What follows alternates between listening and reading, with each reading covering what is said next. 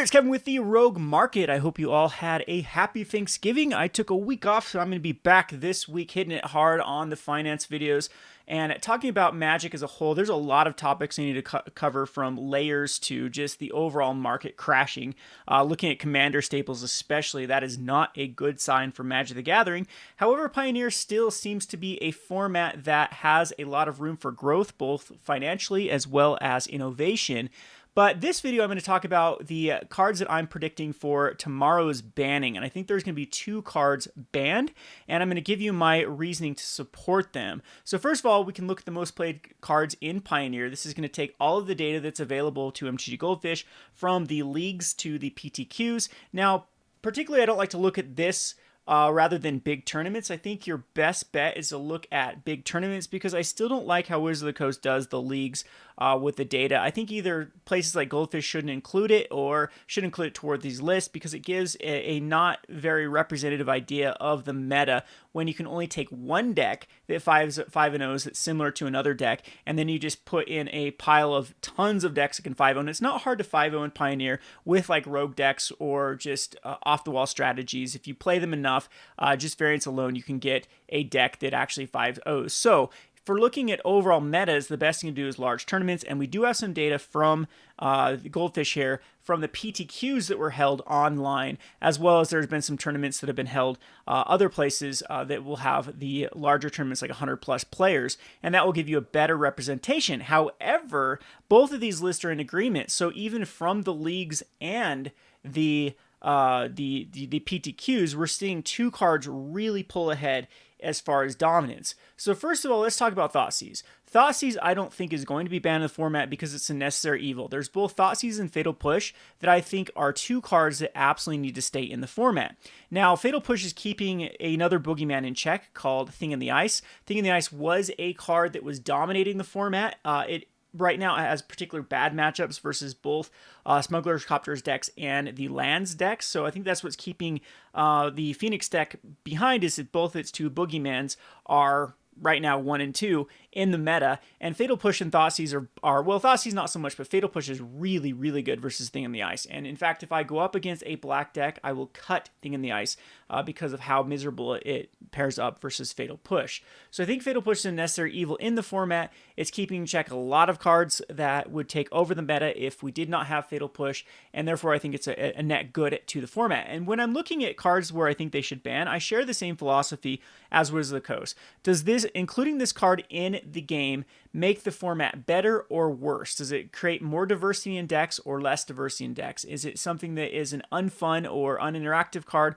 or is it something that interacts well with your opponents? Fatal Push, I think, is on the side of this is a card that is absolutely needed in the format. We don't have Lightning Bolt, we don't have Path to Exile, and maybe that's why traditionally red decks do a little bit better in Modern, and even white decks, and whereas black decks in Pioneer have the best removal. I mean, this is a modern powerful card in the form of Fatal Push, and same thing with Thoughtseize. If we didn't have Thoughtseize in the meta, there would be a lot of combo decks that would just get out of control. Being able to first turn rip something out of your opponent's hand that is going to be a problem later is perfectly balanced, in my opinion, for a card. Like, I like Thoughtseize in the format, and I think it's not going to go anywhere. So that leaves us with the 2 in the middle, which is Once Upon a Time and Smuggler's Copter.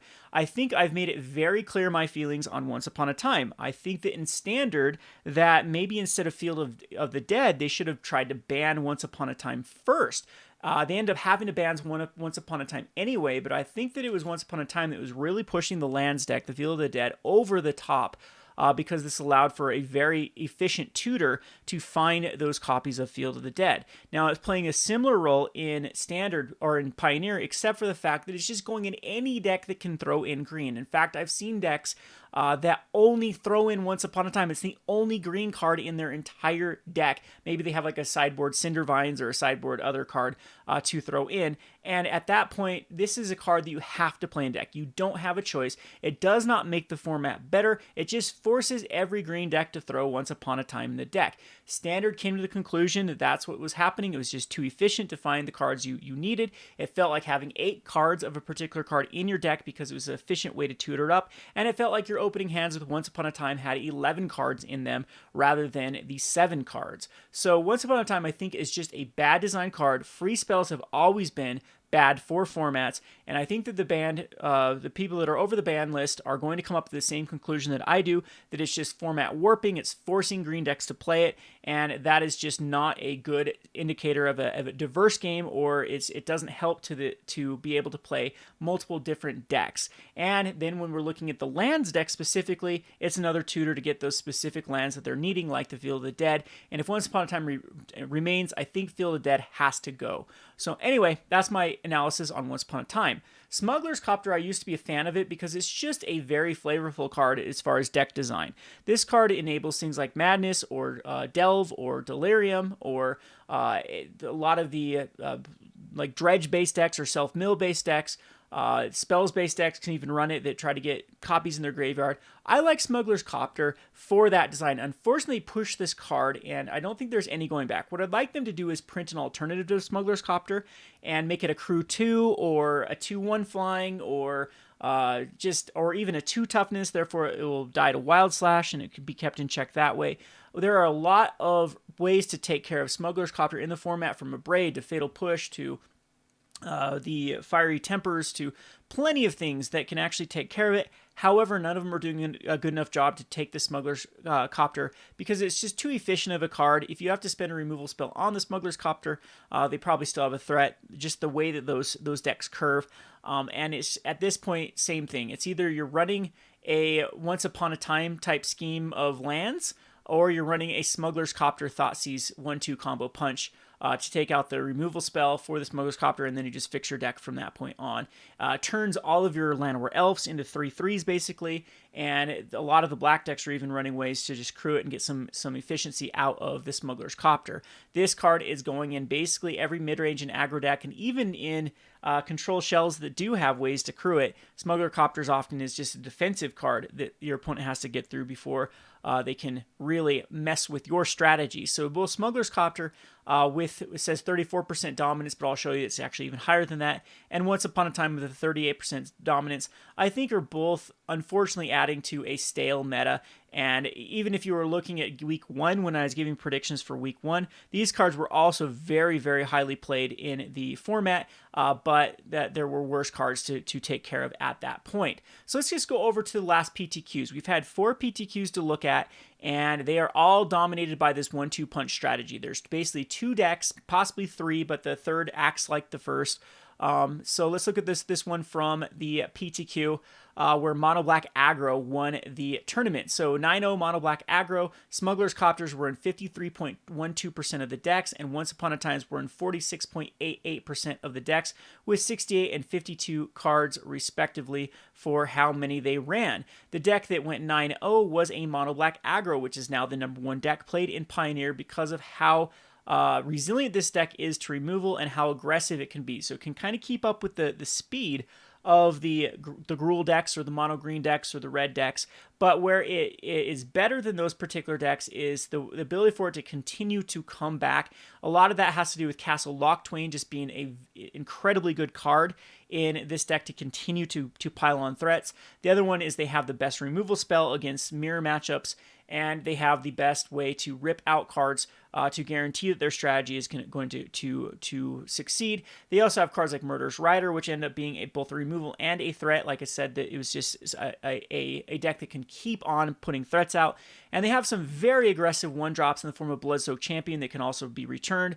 Knight of the Even Legion, which can get bigger and bigger with very little. It's just crewing a Smuggler's Copter at that point to put a counter on the Knight of the Even Legion. This card it becomes a threat by itself quite quickly.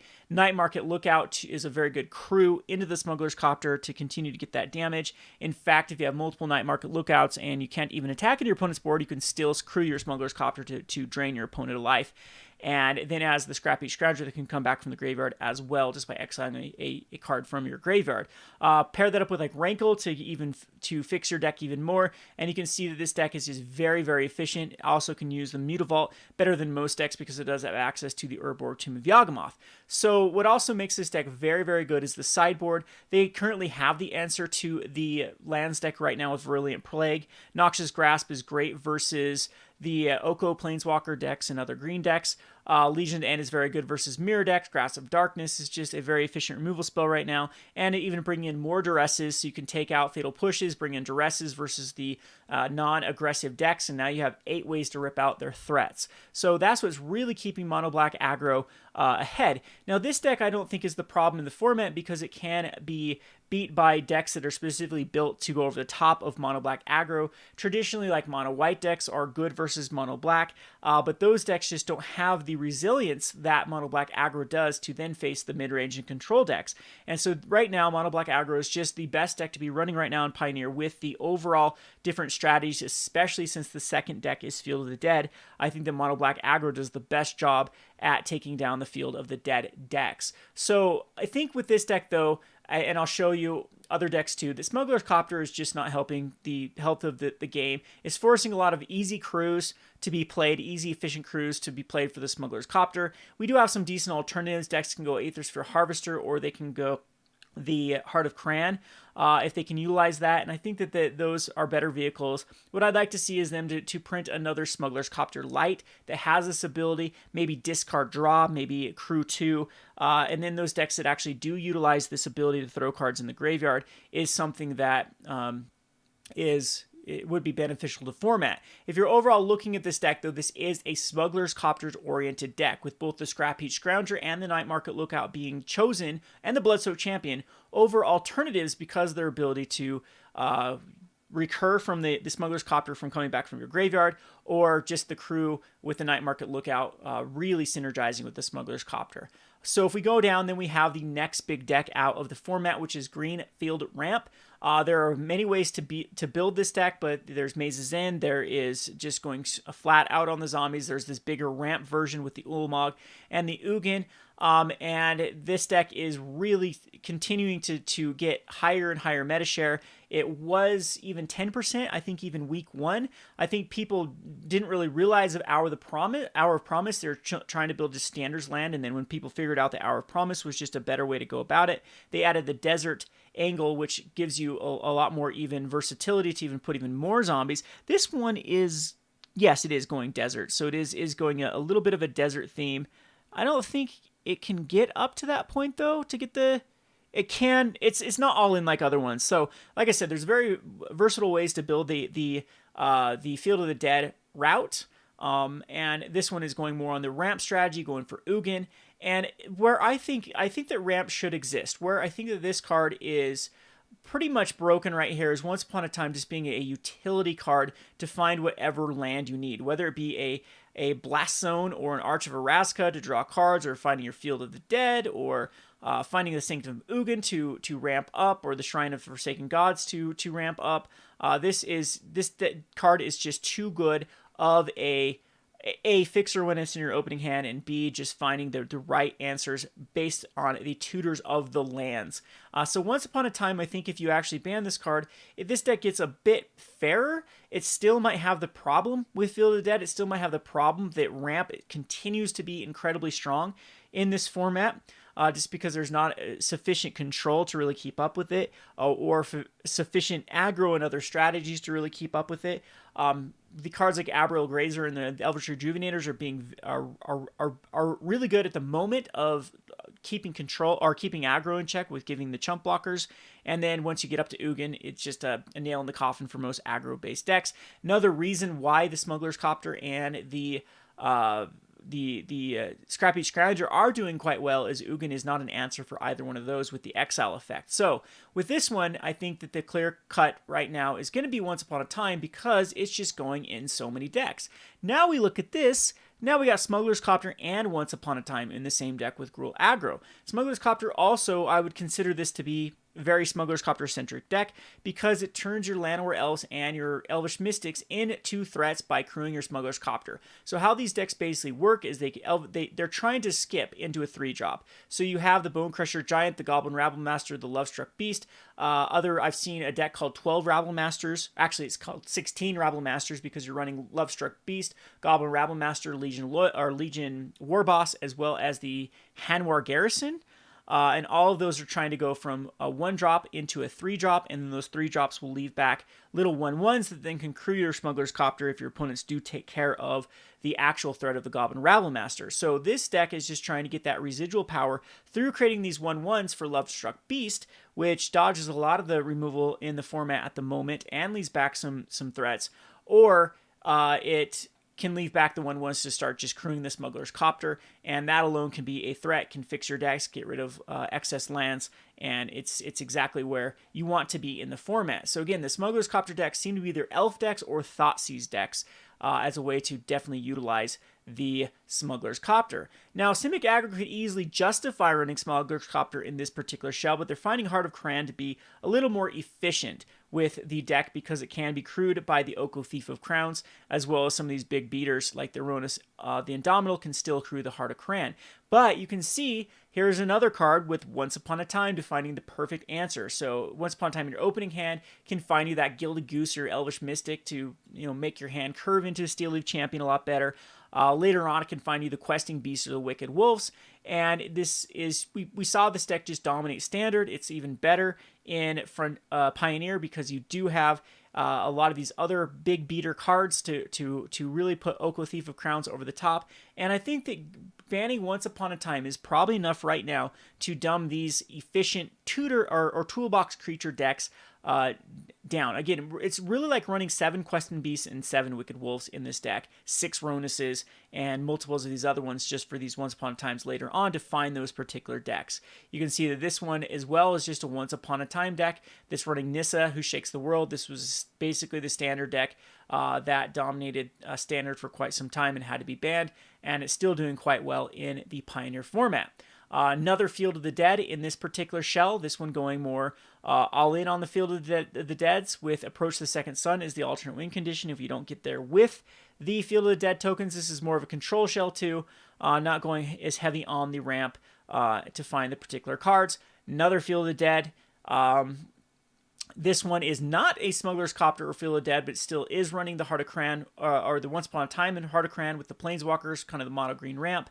Another Field of the Dead route, this one with Golgari lands, but Once Upon a Time as the way to tutor up specific cards. So one of the arguments I've heard against Field of the Dead is, look at this deck. This is Golgari, but you can run so many different lands that it's easy for Field of the Dead just to be I mean, you just run all the dual lands basically, and you have your mana is still really good, and you can still enable the Field of the Dead. That's another card that I think would put as my third card that would be on the watch list. Same thing now with, we have another green Field of Dead ramp, the Gruul Aggro. All the 7 and 2s are basically just 3 decks. Simic Food, these Aggro Smuggler's Copters decks, and the Field of the Dead decks. We go over onto this Pioneer deck, same thing. Smuggler's Copter is 46% of the meta. Once Upon a Time is 46% of the meta. We have Mono Black Aggro Smuggler's Copter. We have Bant Field of the Dead, which 7 and 1. Golgari Soul Flare, which still ran Once Upon a Time. I've actually seen Smuggler's Copters be run in this deck because it helps fix your graveyard. Mono Black Aggro, Simic Aggro. This one actually running both Smuggler's Copter and Once Upon a Time.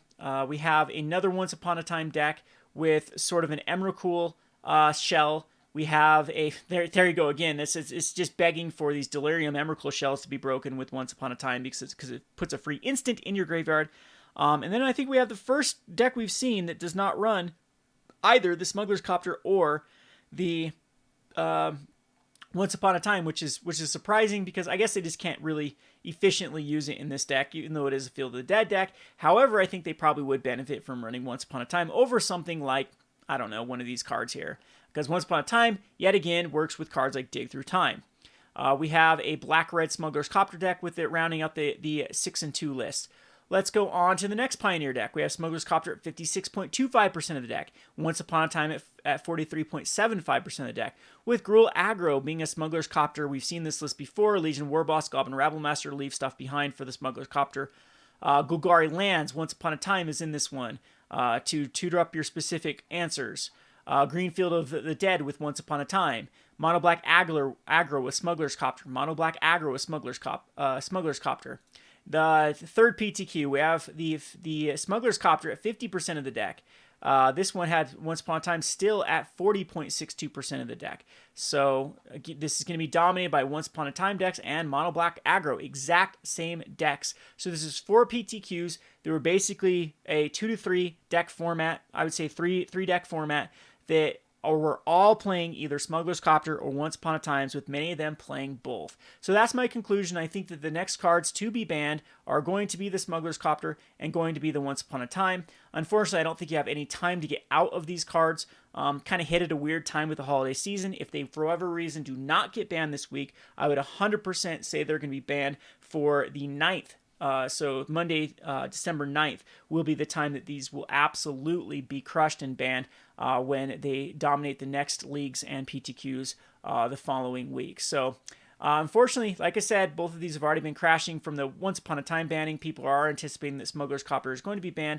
Card Kingdom has even dumbed down its buy list, only $3. TCG market price is already pretty low right now. And we're kind of suffering from multiple aspects of a crunch on the market as a whole. Even Pioneers is pretty much stagnated out from its big growth rate here, as there are just too many products right now that are vying for people's purchases, and I think that Magic as a whole is definitely down to a low. There's a lot of drama in the pro scene right now. There's a lot of the kind of the esports scene is really failing. Magic Arena is having a rough month comparatively to other months for people playing the game, and Magic needs to find its bearings and really recover before we can see the market recover as well. So prices in general are going down. This is kind of cards that I look at for the health of the market. So cards like Anointed Processions are a good indicator, because there was a bunch of commanders that actually utilize Anointed Procession that came out in the Brawl decks, as well as the Commander 2019 decks, as well as in Throne of Eldraine.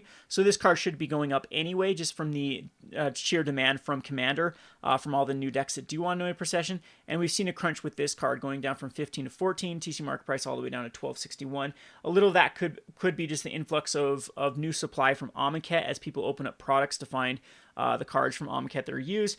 But mainly this is just due. Anything not called Pioneer right now has had this effect. So again, Wizards needs to find what's going wrong with their pro scene, find out what's going wrong with the stagnation of players. They need to adjust that, and hopefully we can have a good 2020 early season, tax season, where it will be another bull market where we can sell into the tax season rush. I hope you enjoyed this video. We'll have more market analysis in the coming days for the Rogue market. And just make sure you click that bell icon and stay subscribed, and we'll get that to you. Thanks for watching.